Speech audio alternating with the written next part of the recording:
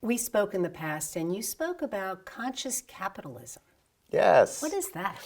that is a concept that once I discovered it, it was like the angels singing, Linda. Ah, finally! Something where you could put into context and word and verbiage the way I've always felt that workforce should run. And so, what I mean by that, conscious capitalism is predicated on four major practices or tent poles.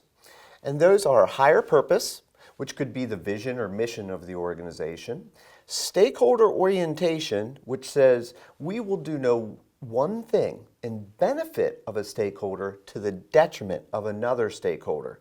Now contrast that with corporate capitalism, where we're going to decimate an entire level of management in order to increase shareholder value.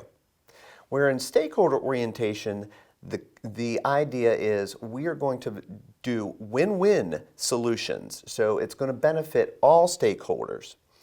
The third component is conscious leadership. And I described that a little bit in terms of servant leadership. Servant leadership is the real flag post of conscious leadership. And again, that is derived from the fact of how do I support you to be successful from a leadership standpoint. And finally, conscious culture. And conscious culture depicts how are we going to work together? How do we want our clients to see us? How do we want our employees to see us? So we describe that and articulate that up front with all of our stakeholders and all those that we relate with. I often say you can tell a lot about an organization in terms of how they fight. And so when conflict arises, how are we going to treat that conflict? Is it going to be no holds barred, the gloves come off, and people get stabbed in the back and all these kind of things?